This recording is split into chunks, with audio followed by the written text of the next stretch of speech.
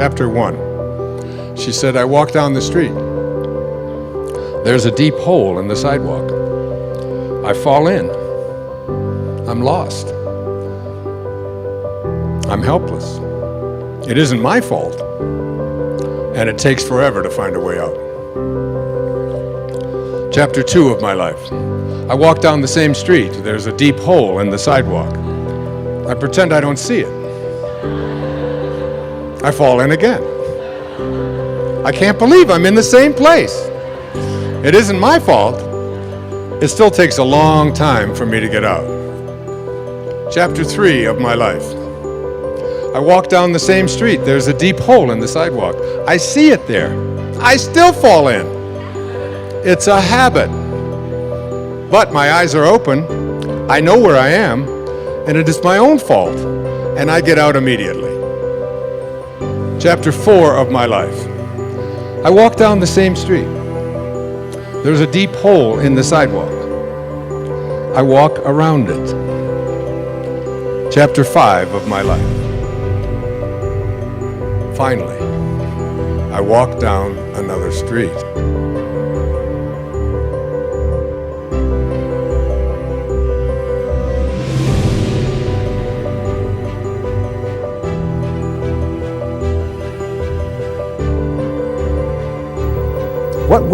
What we have to look at is basically the obstacles that we have conditioned ourselves. And you notice I say that we have conditioned ourselves, because I have never believed that we need to be putting the responsibility on someone else. If you're conditioned, it's because you have allowed yourself to become that. We all have these excuses. And I call all of these things that we hang on to and use to keep ourselves from reaching these higher places in our lives, the wake. I call it the wake. And the wake comes from a story that I heard Alan Watts tell one time. It was a very powerful story. He said, your life is like a boat, and it's heading up the river at, say, 40 knots. And as it's going, you are somehow able to metaphorically stand on the stern, the back of the boat, and look down into the water. Now there goes your life in this direction, and you're standing here and you're looking down into the water. And you ask yourself these three questions. The first question, what is the wake? What is it? What is this thing that you see? And the answer, the wake is the trail that is left behind. That's what it is. Nothing more, nothing less. It's the trail that is left behind. Second question to ask yourself in this little metaphor, what's driving the boat? What's making this thing go in this direction? The answer, the present moment energy that's being generated by the engine, and nothing more. That's the only thing that's making the boat go in this direction. And in this little scene, this means it's the present moment thoughts that I have and how I am using them that is making my life go in this direction, and nothing more. Because the third question is the most important and powerful question. And ever since I heard it, I've always thought about this whenever I have a tendency to look back here and blame something. Is it possible for the wake to drive the boat? That is, can a trail that is left behind make a boat go in this direction? And of course the answer to that is no. It can't. It's just a trail that is left behind.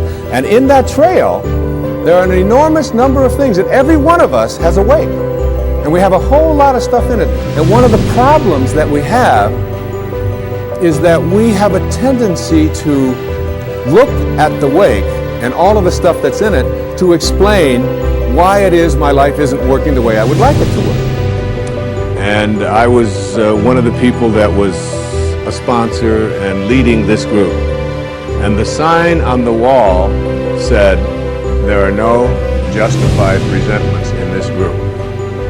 And what I said to that group that night was, no matter what anybody says to you here, no matter what kind of anger comes directed towards you, no matter how much hate you may encounter showing up in your life, there are no justified resentments. Meaning that if you carry around resentment inside of you about anything or about anyone, and I'm talking about the person that you lent money to and hasn't paid you back. I'm talking about the person in your life that you feel was abusive in your life. I'm talking about the person who walked out on you and left you for somebody else. I'm talking about all of the things that you have justified in your heart and in your life that you have the right to be resentful about. And I'm suggesting to you that those resentments will always end up harming you and creating in you a sense of despair. I've often said that no one ever dies from a snake bite. A snake bite will never kill you. You cannot be unbitten. Once you're bitten, you're bitten. But it's the venom that continues to pour through your system after the bite that will end up destroying you. It's a principle I call don't die with your music still in you. And who better to quote than Thoreau right here in Concord when he talked about some of us hear a different drummer and we must march to the music that we hear. But all of you, everybody watching, everybody here in this beautiful parish, all of you have some music playing. And all of you have a heroic mission. There's no accidents in this universe. We all show up here with a purpose. There's an intelligence that is a part of everything and everyone, and all of us are connected to it. And too many of us are afraid to listen to that music and march to it. Too many of us are afraid to listen to that music and march to it. Too many of us are afraid to listen to that music and march to it.